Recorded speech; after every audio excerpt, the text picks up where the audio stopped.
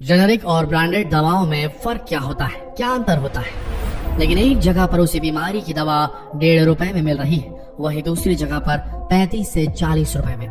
और इन दवाओं को लेकर सबसे बड़ी बात यह है कि दोनों ही दवाएं उसी बीमारी के इलाज के लिए बनी है, जिनकी कीमत कहीं पर 1.5 रुपए है तो कहीं पर 40 रुपए। लेकिन आखिर इतना अंतर क्यों? क्या सस्ती दवा बीमारी का इलाज नहीं कर सकती?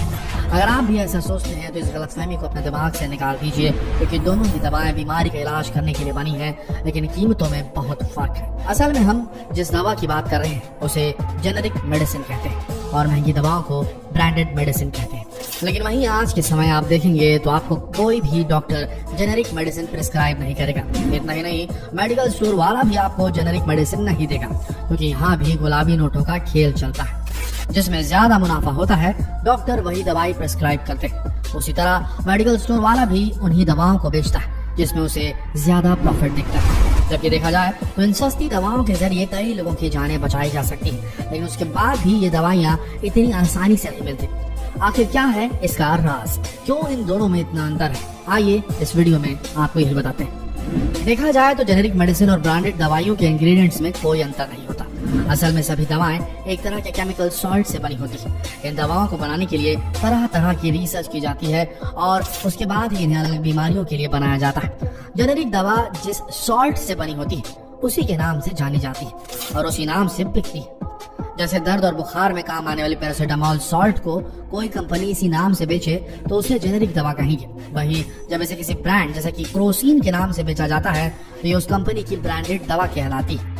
लेकिन इसमें सबसे बड़ा अंतर ये है कि सर्दी, खांसी, बुखार और बदन दर्द जैसी रोजमर्रा की दिक्कतों के लिए जो दवा महज 10 पैसे से लेकर 1.5 रुपए प्रति टैबलेट में मिलती है, वहीं जब कोई ब्रांडेड कंपनी इसे अपने नाम से बेचती तो इस दवा की कीमत 35 रुपए से 40 रुपए तक पहुंच जाती है।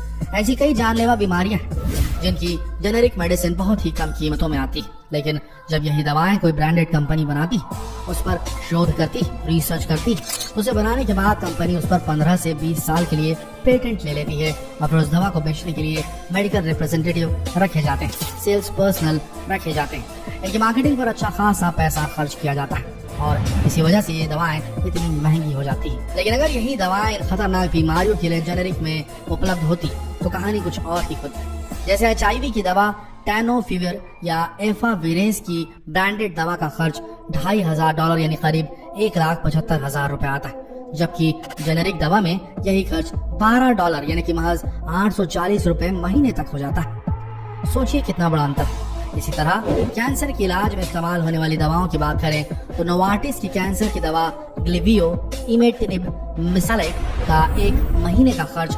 $2,158 यानी कि करीब 1.5 लाख रुपए से ऊपर पड़ता है, जबकि जेनेरिक रूप में इसी दवा का खर्च $174 प्रति माह यानी कि महज 12,180 रुपए पड़ता है। सोच कर देखिए इन दोनों दवाओं के बीच इतना बड़ा कैसे अंतर। ऐसे ही बेयर की कैंसर ड्रग सोराफेनिब टोसाइलेट जिसे वो नेक्सवार के नाम से बेचती है, उसका एक महीने का खर्च $5,030 है, जबकि जेनेरिक दवा लेने पर यही खर्च महज $122 प्रति माह रह जाता है। कुल मिलाकर देखा जाए तो जेनेरिक दवा ब्रांडेड दवाओं से कई गुना सस्ती होती है, लेकिन इनका सस्ता होने का एक और बहुत बड़ा कारण है। कारण ये है कि जेनेरिक दवाओं की कीमत को सरकार तय करती है, वही ब्रांडेड दवा बनाने के लिए कंपनियां इस पर रिसर्च करती हैं, पेटेंट लेती हैं और विज्ञापनों पर भारी भरकम खर्च करती हैं और इसी प्रचार प्रसार की वजह से ब्रांडेड कंपनियों की दवाइयां इतनी महंगी होती हैं। लेकिन अगर हर जगह पर जेनेरिक दवा आसानी से मिलने लगे तो ये उन लोगों के लिए संजीवनी का काम करेगी जिन लोगों की मौत महंगी दवाओं की वजह से हो जाती है। क्योंकि भारत में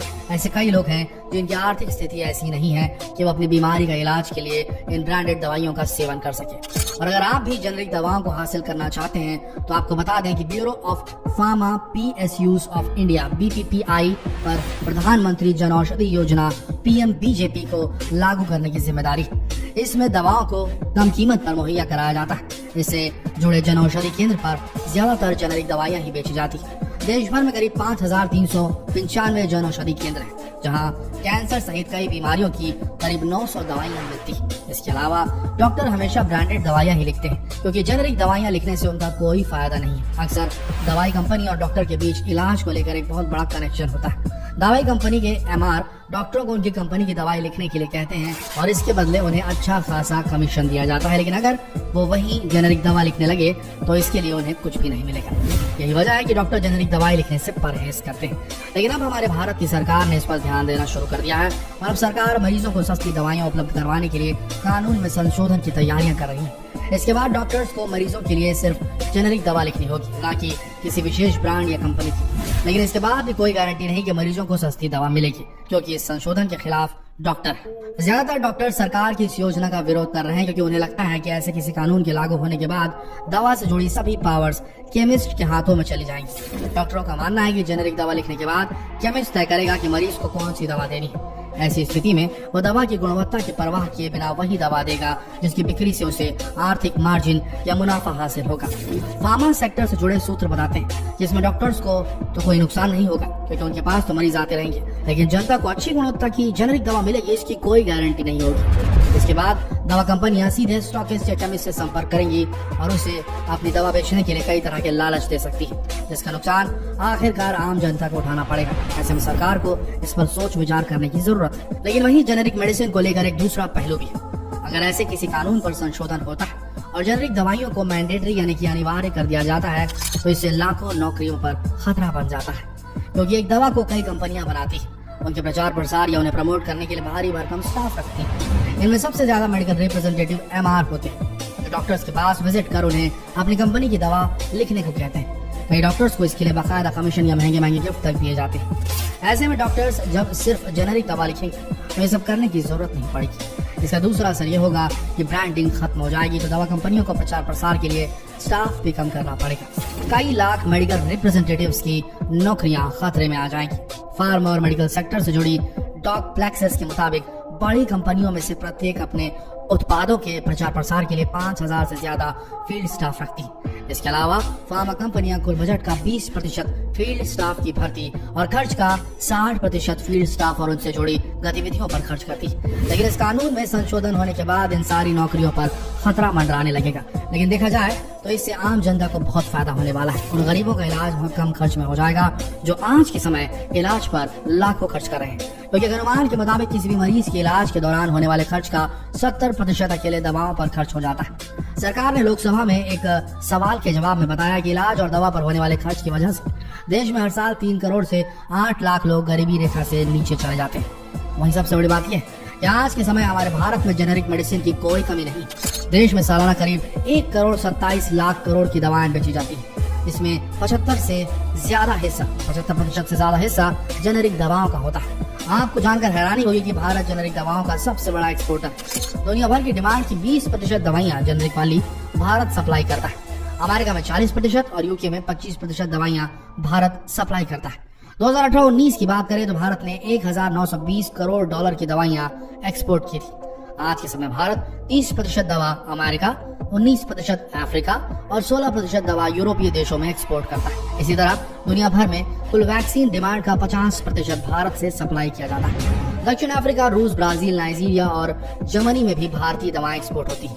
लेकिन इसके बाद भी भारत के डॉक्टर जेनेरिक दवाइयां लिखने से परहेज करते हैं और जब तक आप उनसे कहेंगे नहीं वो कभी आपको जेनेरिक मेडिसिन प्रिस्क्राइब नहीं करेंगे।